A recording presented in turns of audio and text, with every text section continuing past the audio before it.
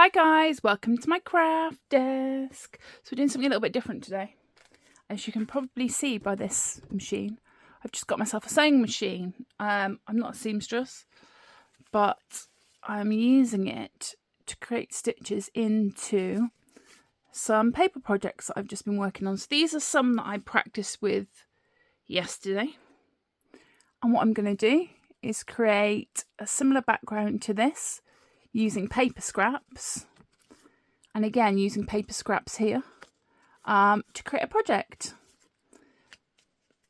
So what you're going to need to start with is a base.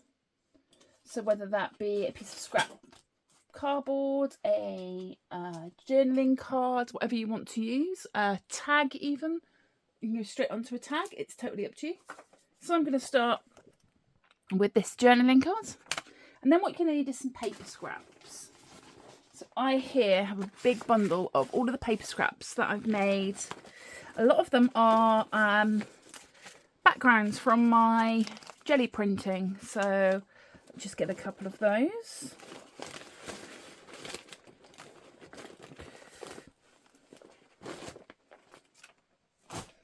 And then we're going to use our journaling card as a base, and we're just going to rip up the paper to create whatever design you want. This one was done to look like mountains. This one is just lines that I've done. You can do what you want really, but I'm going to sort of replicate something like this. And we're going to start with this darker. I literally am just ripping them and layering them onto the page.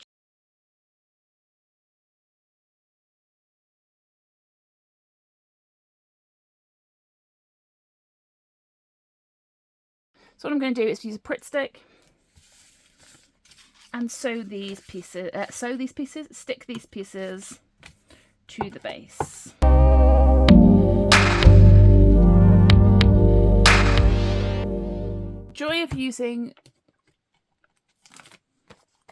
The joy of using Pritt stick is that you can put it up and reposition it like you saw me do. If you're unsure about how you want the pieces to actually lay, but that gives you a rough idea. And what I'm going to do is flip it over and cut off the excess. What you're going to want to do once you've cut the excess off is let this dry. You don't want it clogging up your machine, the glue, so you want to let it dry for at least 5 minutes, just so it's not sticky going through your needle. So we are going to put that to one side and we're going to let it dry. It's been about 5 minutes. This is no longer tacky. So it's ready to go and we're going to sew. So what I've done is brought my machine forward. I'm going to select a zigzag stitch upon my machine because that's what I want to go for. My machine is all set up and pre-threaded and ready to go. And then what I'm going to do is start at one end and follow the lines of each of these mountains.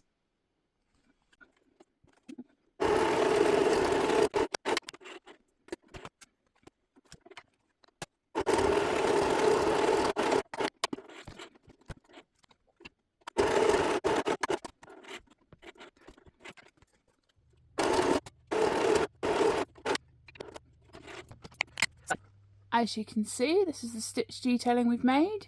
It's not perfect, but I don't think it needs to be. I'm just going to trim off these excess bits.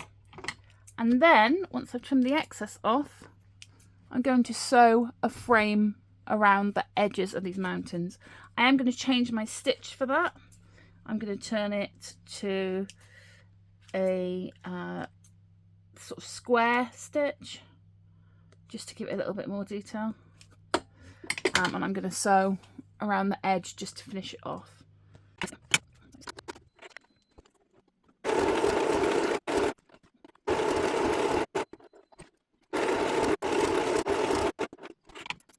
And that is how simple it is to stitch the base. So what I'm going to use to do decorating. I mean, you can use any stickers, any ephemera, anything you've got. But I have lots of these in my stash, which are vintage cutout sheets. So mine are all mixed together. I probably should separate them into sort of makes and designs, but they are all embossed vintage style paper. They call them paper scraps, paper pull aparts. We've all got all sorts of designs here. So I'm going to find something that I think is suitable and go from that's a little bit too wide. That's a shame because it'd be quite nice to have the kids playing on the mountains. I could cut off that kite there. Yeah, let's do that. Let's play with that one. Oh, there's another one with children playing here. Let's see. Hopscotch. No, I like the larger kite one. So we'll stick with that in my paper scraps. I call them paper scraps, cut apart paper scraps. I do have loads and loads and loads of these images over for sale on my Whatnot. If you're not over there already, I do twice weekly craft supply sales. So if you wanted to get hold of any of those, let me know. My name over there is the same as it is here. I am So Charlie. So I am just going to trim this down and cut off this kite, but I don't think it'll make a difference to the actual design. And I'm also then just going to check that there aren't any edges or anything strange that is not going to fit, but I think that will be fine. Just going to use my liquid glue. Just because the stitching and the background isn't fully flat, I prefer to just use a liquid glue. Gives you a little bit more leeway. Then I think I'm going to lift this up a little bit higher in the card because I want to put a sentiment, and probably at the bottom here is the best thing to do. And then sentiments, you can add more to this, you can add less to this, you can do what you want with it. But I'm going to add a sarcastic sentiment at the bottom. I'm using All and Create. I have lots of them. This here is their hilarious headlines. But there's loads and loads and loads of different ones, and I think they're brilliant. So let's have a look. Let's see what we can find. Just pick a handful out and see which one we fancy.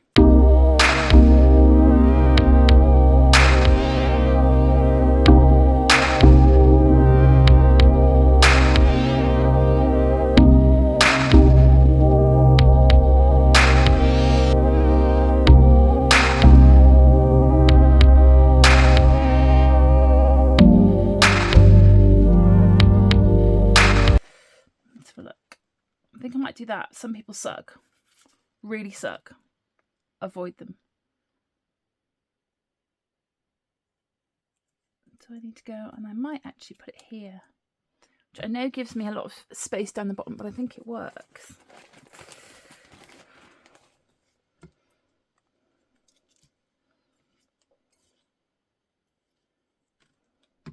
Just add my liquid glue.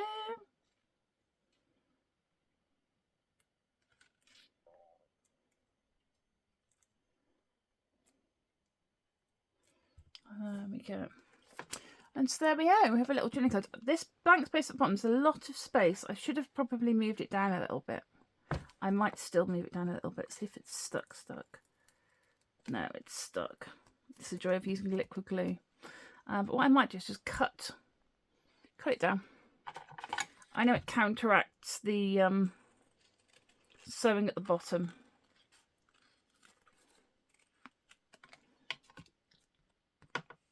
But I quite like it. I do still like this contrast of this as well, so I'm going to keep it. But that just gives you an idea of how you can use up your vintage papers, your jelly prints, anything you have left, paper scraps, along with using a sewing machine just to add that little bit of detail to your project. So if you have a sewing machine, get it out and play with it. We'll see you all soon. Bye.